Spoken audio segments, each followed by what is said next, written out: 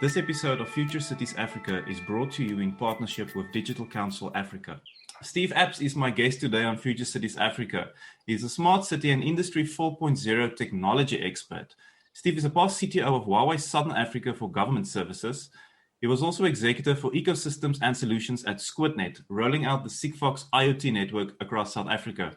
Steve, welcome. It's an honor to have you. Give us a quick tour of your background, major highlights, and current work. So I started off in England, where I became qualified as an electronics and telecommunications engineer. Then I was very lucky to be taken on by an American company, by Northrop Grumman, a very large technology and system integrator, where I got to work on the UK's TETRA networks to provide emergency services to the ambulance, fire, and that's when I managed to experience probably everything to do with narrowband communications, end applications. And I did some work on even medical equipment to collect people's vitals. I then married a South African, and I chose to come and live in South Africa. Great choice. Love it here. It's far sunnier and more fun than back home in England. And I found myself drawn towards the power sector and smart grids as the area needing attention. So I applied a lot of my knowledge with telecommunications to improving the grid and advising and consulting and implementing smart grid solutions. I then was fortunate enough to move on to Accenture, where as a senior manager, I got to understand a lot more about management consultancy, the finances around the business running organizations. So coupled with all that knowledge, I went back and became a director of another consultancy and helped advise the government in a lot of areas. And then I came across Sigfox, loved the technology. So working with dark fiber to create SquidNet, I moved there, and it was a fantastic experience, fantastic technology, and wonderful times there. But then the opportunity with Huawei was just too good to miss. And I worked on a lot of systems integration, a lot of work across all sectors of the Industry 4. Spent a while working in Shenzhen on research and development. And I finished off my time there consulting and advising and designing smart cities. I left there a couple of months ago, and I'm now looking at seeing what post-COVID world looks like and where it's best to apply my knowledge and experience. Let's jump into smart cities. What is your definition of a smart city in the South African and then also in the African context? So, the definition of a smart city is very convoluted, and there's many explanations, and none of them really hit the nail on the head apart from helping whoever's written that agenda. But to me, it's essentially you're taking data or information and you're processing it to get a wider, better view of how the city is running. So to me, it's taking a lot of data which is normally held in different silos, and you can't actually look at all the data together, combining it all and be able to analyze and search that and make far better strategic and immediate decisions and move forward, also making better use of your assets. When you look at your typical smart city, you look at places like London, Bristol, New York, Shenzhen, Singapore, but they have a strong infrastructure. They've got reliable electricity, they've got reliable water, sewage, they've got good housing, they've got high education. So it's almost like providing almost your luxury on top of it and making a more comfortable lifestyle.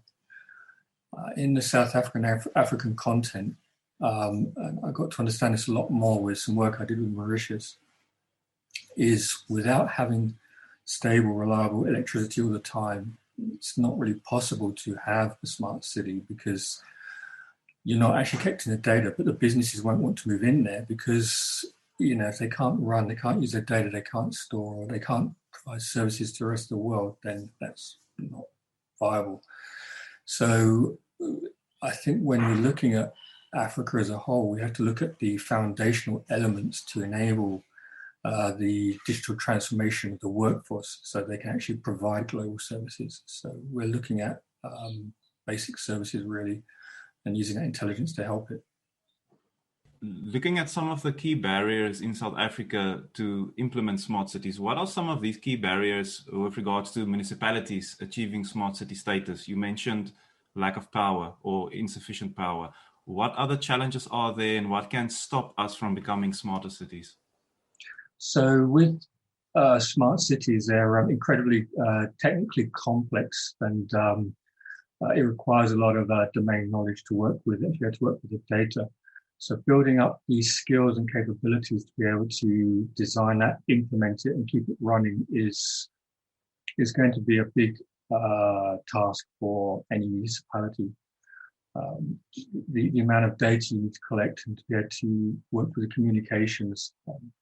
I mean, a simple example is if we take the smart meter, you have an installation engineer who knows how to wire up a meter, but he's now got to know telecommunications to make sure it works. He needs to know how to configure it, so he needs some IT knowledge and those kind of things.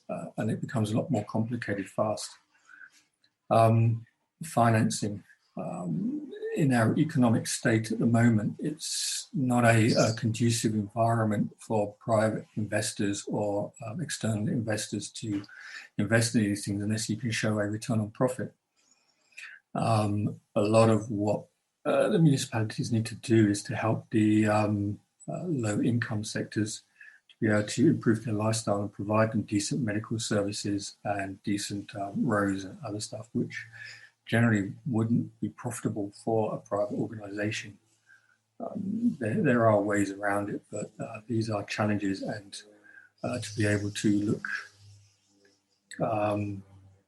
comprehensively and holistically across the whole city, and not necessarily go in a direction of where some of the bigger companies would send you. Speaking about financial models, what are some of the key financial models that municipalities can implement to fund these smart cities? Is it triple Ps? Are those the best examples, or should they simply allow smart cities? So triple Ps, depending on how you use them, they can be successful or they can cause you big problems, which is why you need to be careful.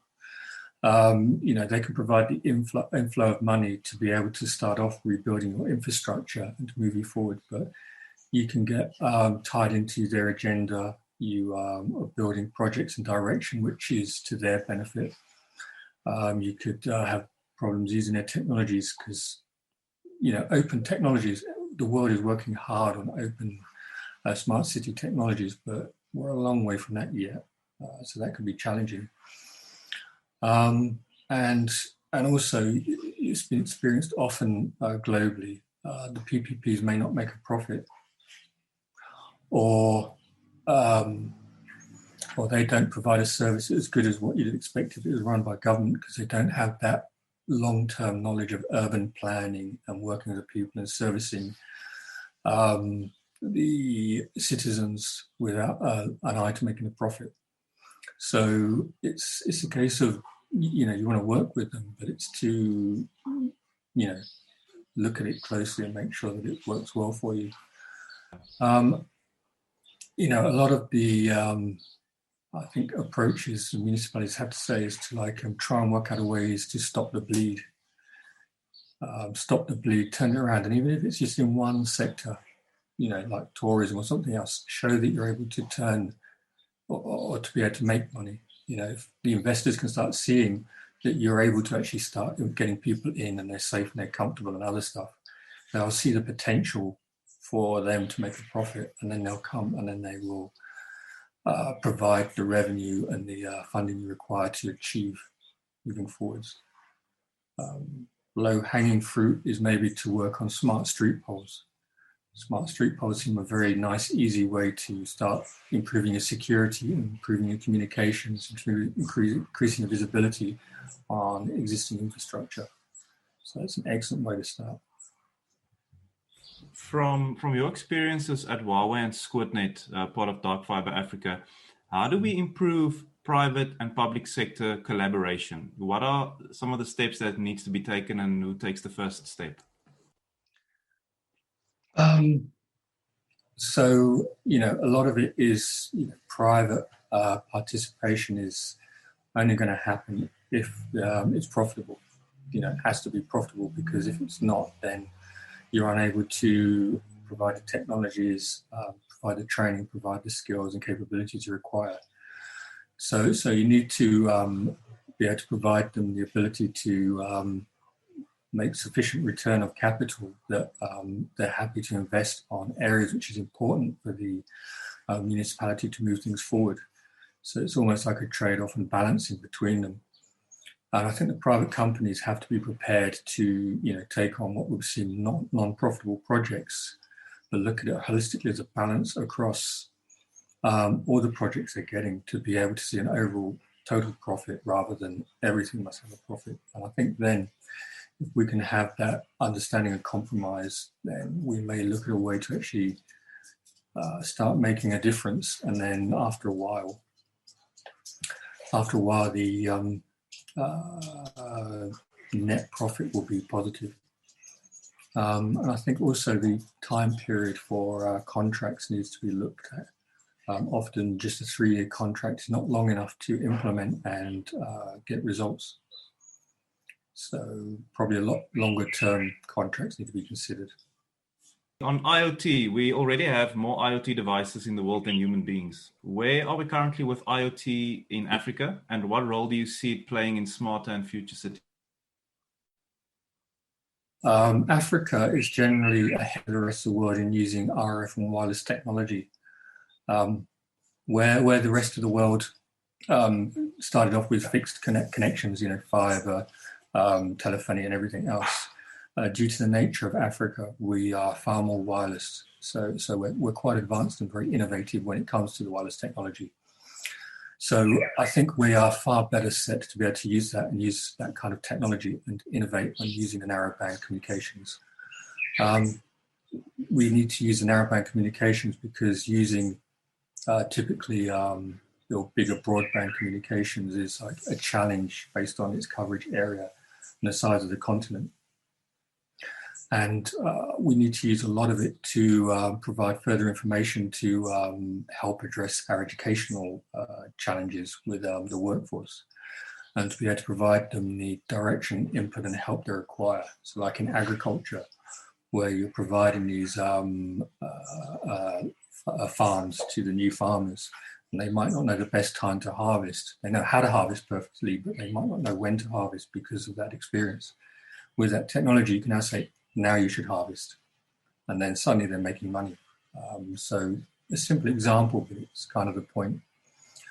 With, as I say, the likes of Sigfox, with LoRa, you have things like NB-IoT and other IoT when we're looking now at Wi-Fi IoT, which is exciting, very, very exciting. And the potential of 5G, all of them plays a space and a part, and you need, all of them. And with all of those, it's very exciting to be able to actually start getting the information and the data we need to move forward. Now, the big challenge then is taking all that data and processing it, because it's actually the data and the visualization of data, what you do with the data, which is the important thing. The device and the data it collects is worth nothing if you don't actually use that data properly.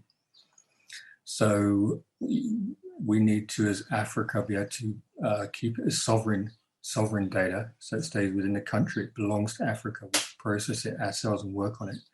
Build out that expertise in artificial intelligence to process that as we would want to, and make decisions moving forward. So I think it's very exciting. And one thing I thought was exciting from an IoT perspective is we talk about facial recognition and needing fiber connectivity and broadband communications. But now you can get intelligent cameras which can actually do all of that recognition on the edge. And then you can have an IoT connection, very low bandwidth, just to send the results of what it's found. So you don't actually send the image. So now you can head to the site and you've recognized the person you're going to, and you know where they are, which is still far, far more than we have at the moment. And it's, valuable information. And that is, I think, a wonderful tool with just IoT, which overcomes a lot of the bandwidth restraints we have. So you've mentioned the collection of a lot of data. I know that data is still being kind of used in pockets in South Africa and in siloed operations. How would you suggest we break down those silos and have more open data? This is obviously challenging because, for a lot of companies, that data is their revenue. So therefore, it's a case of with the smart cities, generally the preferred design approach to advise the city of is a data lake, where all of the city's information from all their departments, everything else is fed into a single data lake, so that you can access and share and use that data across all departments. And then you make a lot of that data, which is not commercially or operationally sensitive. You open that as open data to the communities. And then data which you're prepared to share. For example, some of the cities have got plans in place where the security cameras of homeowners, that information is fed back into these data lakes. So that some of the emergency services have real-time view of what's feeding through your camera, so they have far better visibility and they can actually make far better decisions. And you don't even need to call the emergency services anymore because they know what's happening. They can get to you before maybe you've known something's happening, which is an exciting way forward. I think it's, starting off with a data lake and then having sovereign cloud, that is cloud implementation, public cloud, or something which can maintain the data within the country and held by the organizations within the country so they can make the best use of it, rather than it being held outside the country and being used for other purposes. That is a big challenge, and I think it's something which each country needs to start looking at quite deeply. And then, I think there probably have to be regulations to saying what data has to be made available. And I think it's very important for overall equal growth among all the citizens in the country, so that you get full upliftment. You are currently doing a lot of work on civilization engineering. What exactly does civilization engineering comprise of, and can you share some examples? You mentioned Brazil. I've started collaborating with several experts globally. And one of the experts I've worked with, he works on civilization design and how to approach the population of the planet from there. And it's working from the bottom up rather than the top down. So typically when we're looking at a city, you're looking at, you bring in a large technology company, you put in your cloud systems, you put in your data layers, you put in your microservices, and you go on from there. Whereas this is looking at it from the fact of you enabling and getting the citizens to actually start developing and working on and collaborating together to start creating the solutions, applications the city needs. And they kind of almost socially create and develop those applications, and they have the right kind of financial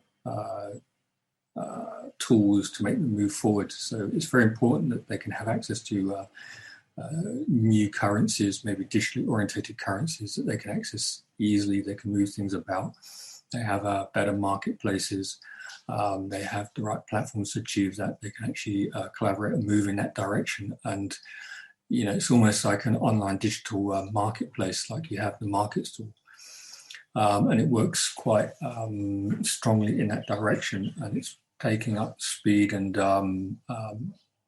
direction globally. It's obviously not the easiest thing to do, because how do you fund it to move it forward, and how do you persuade people to go in that direction? So it's a little bit of a chicken and the egg, but I think it's, it can't be done in isolation. You need the top down and the bottom up together. So you have to do both. But it's working on this field of thought and trying to work out how to do that.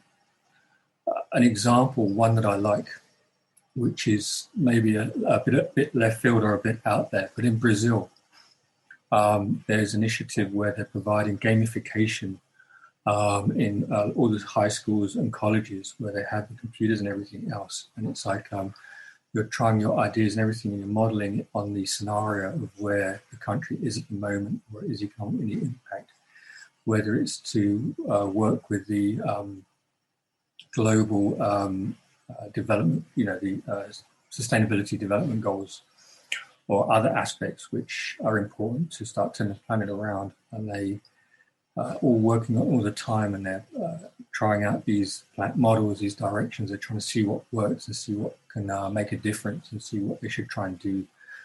And obviously they're all working together, so they're all interacting. And it seems to be making a massive difference and creating great education on how we should change doing business and how we should change, improve our lifestyles accordingly. And it's a huge, amazing template to try and see how that can work globally.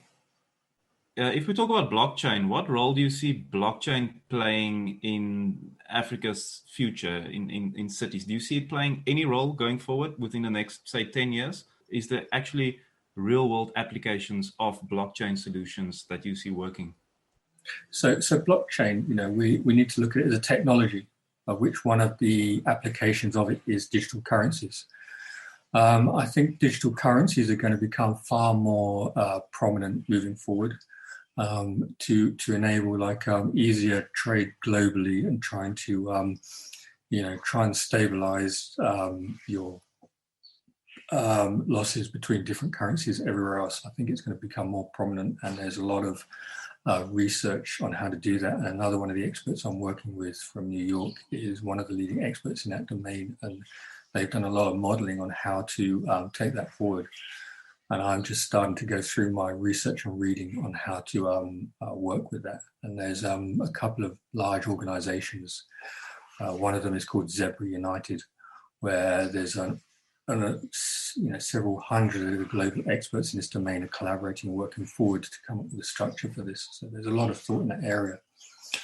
But if we look back at blockchain and its capabilities, it can be used for, say, voting, or it could be used for tendering. It can be used for making sure that you're following processes, whether it's taxes or anything where it's procedurally based.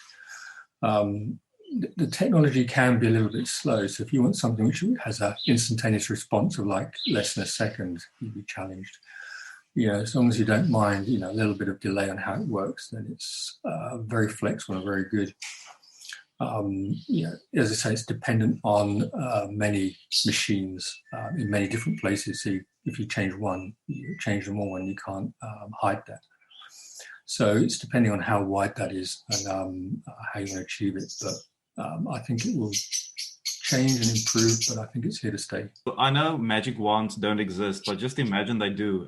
I give you a magic wand and I say that you can change one piece of legislation or just the way we think or do things. What would that one thing be and why? Well, this is a very wide-ranging question. Obviously, I can come up with 1,000. But from my experiences over the last several years, the biggest frustration I've had stopping most things is the frequency allocation, frequent spectrum allocation to various technologies. So this may seem like rather strange thing to say, but for example, the frequencies available for IoT are very limited. So it's very constrained, and the reason why we have a lot of limitations on the IoT, the frequencies are just not available. We're struggling to get any of the frequencies for any of these technologies. So it's incredibly difficult to change that and move forward because of how they're allocated. But in other areas of the world, in Asia and America, they've got far better spread of their frequencies. So they can achieve a lot of things which can't be achieved in Europe and Africa. So I'm going to take back your magic wand and I'm going to give you a time machine because obviously that exists. What will future African cities look like 20 years from now? What are you hoping to see and what do we need to start doing right now? So one thing projections have told us is that the growth of the cities and the urbanization in Africa is going to outstrip everybody else, everywhere else globally. And it's predicted by 2100, that's 80 years from now, that 8 of the 10 largest cities in the world will be in Africa. So, and they're going to be like seriously mega cities with, 50 million plus, which I don't think there's anything that big at the moment. So, we're going to see a massive climb in how the cities work. And it's a scale which we haven't even seen in China yet, which we're going to experience here. And that's because we have a growing young population here, which the rest of the world hasn't got. So from a resourcing point of view and a population point of view, positions us really very well for the rest of the planet. But we have to, with our designs now, and it's what I was always trying to put in through the designs I was putting forward, is thinking of how are you going to actually grow? If you're going to say in the next 20 years, the city's going to have double the population, how are you going to work with that? In Cape Town at the moment, it's almost impossible to get to work. You have to live very far out, and it takes you so long to get to work, it's impossible. So how would you deal with that urbanization? We talk about polycentric cities where you have different centers of operating, different specialities. That takes a lot of planning, and you have to set up environments to persuade businesses and people to move to be able to do that.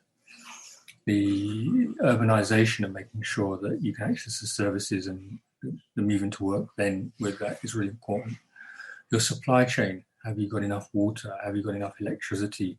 Can you get the food in? It's all critical. How do you get the education, the medical? Something I started looking at was in South America, why is it a lot of the major cities that existed there like hundreds of years ago and thousands of years ago, why did they just stop? Why did they stop existing? And it seems to be they ran out of food and water. It's just they couldn't sustain themselves any longer, is the current wisdom. So, one of the things I'm excited at looking at is trying to understand what happened there and how can you reapply that here. So therefore you can do, turn buildings into, farms, the urban farms, and you can create a lot of farming and everything else like that. And there's, some good initiatives which I've mainly seen in Nairobi. So Nairobi is where I've looked at it a lot more based on the situation there and how that can work, where they can use rooftops for the gardening or, part of the building or create greenhouses. Although curiously, one of the projects I've been asked to look at is seeing if we can build greenhouses in the Arctic. It's an interesting logic, but it's an exciting thing to look at. So what would I like to see? I like to see equality. I like to see the digital divide reduced. I like to see that all citizens are uplifted to make sure that we can have a good standard of living where you have access to the services you require. An important factor is we're living through this pandemic, which is catastrophic. And we need to ensure that everybody has the same level of monitoring and help to know how to handle the virus, because if you don't, you start getting a segment of society which are going to be ostracized because you don't know if they're healthy or not. So therefore, from a medical point of view, you've got to make sure everybody is looked after the same level so that you feel safe. So that is really important. And if we want to economically survive as a continent, we have to handle the electricity. So if the electricity is addressed, clean, decent water, which can be achieved in also many ways, then we're going to see a vast improvement. And then, reclaiming back land to do more agriculture and farming to support that ever-growing population. With the pandemic, do you see a rapid urbanization declining? I know there's a lot of projections saying that, like you've mentioned, there will be 8 metro cities in Africa. Do you think urbanization would slow down now from the pandemic? Is it a temporary slowdown and it will increase again? I've recently spoken to the South African Cities Network that said that the data shows that rapid urbanization in South Africa has already plateaued. at this stage, and that was even before the pandemic. So I'm interested in knowing, do you think people will still be moving to the cities? I would think with the fact that we've now been almost forced, and we've been, we jumped 5 years in a very short time in how we use the technology. Now everybody's used to using teleconferencing and remote working. All of those people who can do remote working will probably prefer not to be in a city anymore, rather live in a quiet, relaxing environment where they feel comfortable and safe. So you see, I believe you start seeing movement of those people out, and there's been quite a big movement, I gather, out, of which will start creating a lot more work for a lot of your less skilled workforce who would go follow them, and you would start creating more smarter villages and smarter towns, and hopefully that'll create a greater spread. I think the urbanisation has plateaued for the time being, but I'm sure that when the crisis is over and everything's settled down, due to the growth in population and need for work, I think it will probably start climbing again. But one hopes that it can be slowed to the point that it's possible to stay in rural areas. I think if it's a case of with smart technologies, it can be shown to be profitable and viable to do agriculture and that kind of work with these technologies, and you can actually make a living as good as you would do in a city. Hopefully that would persuade a lot of people to stay. So, I think it's the momentum's there to lead the city, but we can't, let that momentum stop. I think it's important we try and help it keep going.